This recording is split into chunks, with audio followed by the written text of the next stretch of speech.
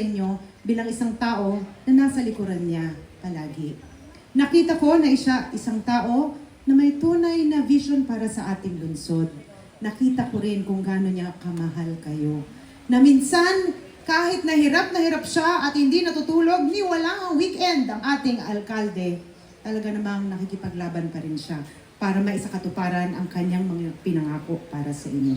Kaya, ngayon, ibibigay ko na po ang mikropono sa alkalde na masasabi kong regalo sa atin ng Panginoon. Ang ating nag-iisa, si Yorme Isko Moreno Dumagoso. Upo po kayo. Maraming salamat sa ating Vice Mayor. May asin pa, no?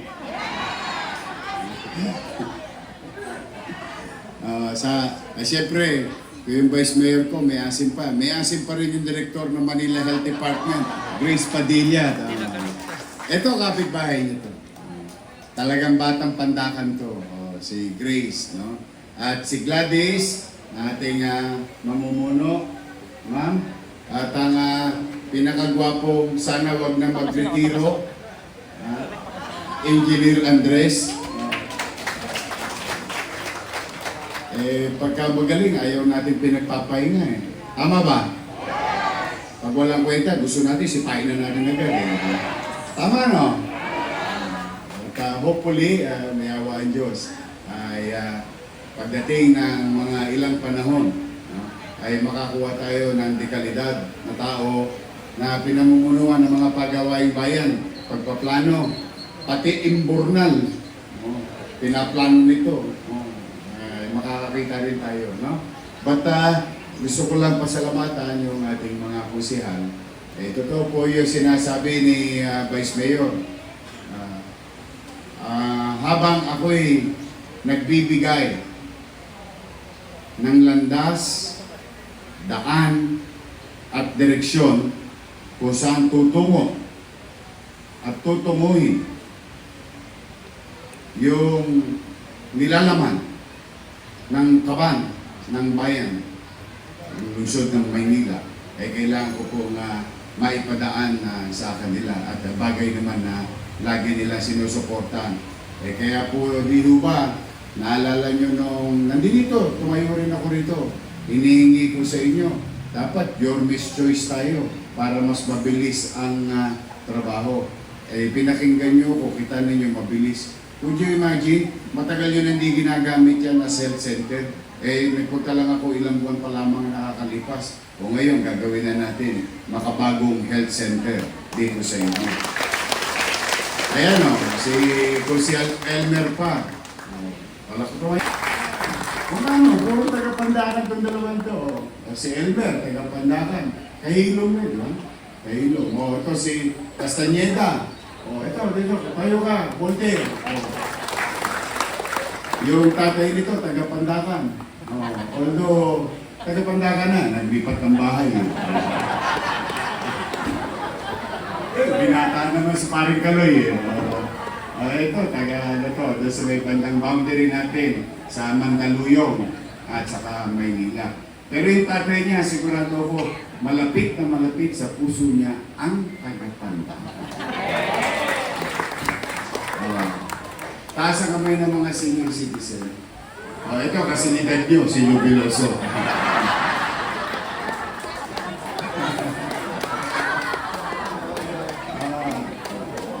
Alam mo yan si Lou, sa totoo, masaya-masaya ako at proud ako sa kanya na bilang kasamaan kong artista at napakahirap sa telebisyon at pelikula ay mga nakakatawang karakter. Pero sa totoo, deep inside him, I for one, and many also knows, si Lou Veloso seryosong naglilingkod sa taong bayan. Yan naman. Kaya parang si Lou simbolo ng, alam niyo yung pag may ginagampanan kang karakter, nagbubuti ka. Kaya po ang mga artista magaling gumanap ng isang karakter. Tulad namin, halal ng bayan. Dapat manalo tayo doon ng pampamas. Ibig sabihin, ginalingan natin sa ating karera. Tama, mali? Si Lou. At mga nanay, tatay ko, especially ito, alam nyo, maraming health center. 44 health center. You know, it's very sad that yung nagbibigay sa inyo ng maayos at tumugon sa inyong pangangailangan sa kalusugan ay sila rin napapahamak sa kanilang pasilidad. Napakaraming napag-iwanan ng panahon at hindi na binigyan ng atensyon ng mga health center. Nakalulog mo. Meron o kami sa Maynila, dito sa atin, pinakamagandang health center sa buong mundo. Kasi may waterfalls. Parang resort. Mamukat-mukat mo, buti na lamang, isa sa empleyado ng MHD, binigyan ako ng tip. Sabi niya, sir, mahambahan na po dito sa health center namin. Then I went, personally. Kung nakita ko po talaga, talog mo. Nung hinawak, ito po, walang exaggeration. Hindi kayo mga vlogger, nakita nila ito. Nung binuksan ko yung pintuan na CR, pagbukas ko, sumama yung buong pinto CR. Bagsak! Literal po. And yet, the irony of this, mga ngako kami, ng mga tagapamalan ng maayos at kalidad na serbisyong pangkalusugan. Tama, mali? At yun, hindi lang dapat pangako. Obligasyon namin. Tama, mali? Kami mismo magkakasakit na sa pasilidad namin. Paano kami makapagbibigay ng maayos na serbisyong pangkalusugan? Kaya pagka nangyari na yun, hindi na ako lumigil. Lalo na ng mga oras na yun, walang-wala tayong tsapi. Nga. Asing nga. Pero sa awa ng Diyos, within that same day, nakahanap ako ng pera na maisubi. At yun, malapit nang matapos. Yun po yung San Nicolas Health Center. Hindi na po kakabahan yung aking mga medical frontliners doon na yung, ano tawag doon sa Tagalog? Mold? Yung amag, hinihigop nila araw-araw. Wala na. Pati ang ospital ng Maynila, pagpapasensyahan nyo na ha, in the coming days, isasara ko lang saglit yung bagong ospital ng Maynila, i-renovate ko. Kasi hindi na ako minentain nung umalis ako nangangadugyot na naman yung emergency room lang naman ang isasara ko. Pero mawaglit lang, saglit, isang linggo lang. Brand new na ulit yun. Pati yung mga makabagong teknolohiya na what you call antimicrobial lining para sa emergency room. Better facility for our health workers, then better services for our community members. May sense? Tama ba? Mga nanay, tatay ko, di ba naalala nyo, ang lagi yung sinasabi sa aming mga bata, oy, ikaw huwag kang masyadong magagaling-galingan sa kapitbahay kung yung sarili mong tahanan hindi mo inaayos. Tama, mali? Ang tawag daw, plastic, mas masakit magsalita yung matanda ng araw, pakitang. Naalala ko yung nanay ko, kinukonyatan ako ng nanay ko. Saan, gayos ka sa loob ng bahay, magwawalis ka sa labas, kunwari palinis-linis ka, nangadugyot naman to papag mo. Itong sahig natin, di mo bunutin. Di mo pa, which makes sense. Kaya that's why I always wanted something for our medical frontliners so that we can also say, maayos itong pasilidad namin. Kasi maayos naman itong aming kalalagyan.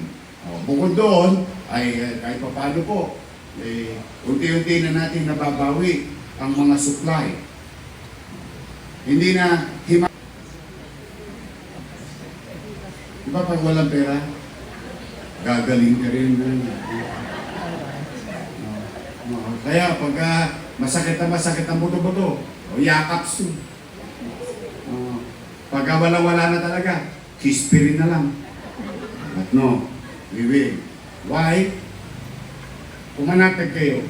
Maliit man, hirap man, ang kakayanan ng lungsod. Ano man ang meron dyan na nalalabi, natitira, lagi kong ipupuhunan sa MBN. Minimum Basic Needs. Housing, education, healthcare, and jobs. Doon lang iikot ang ating buhay bilang namamahala. Ang tao ay may masisilungan.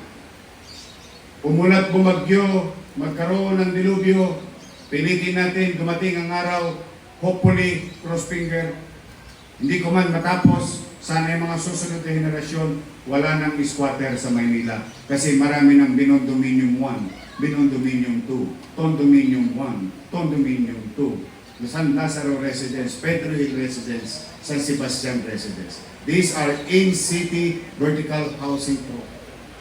Kalaunan may awa ang Diyos. Wala nang estudyanteng naglalagkit dahil ang kanyang eskwelahan ay 10-story, fully air-conditioned, public, elementary, and high school.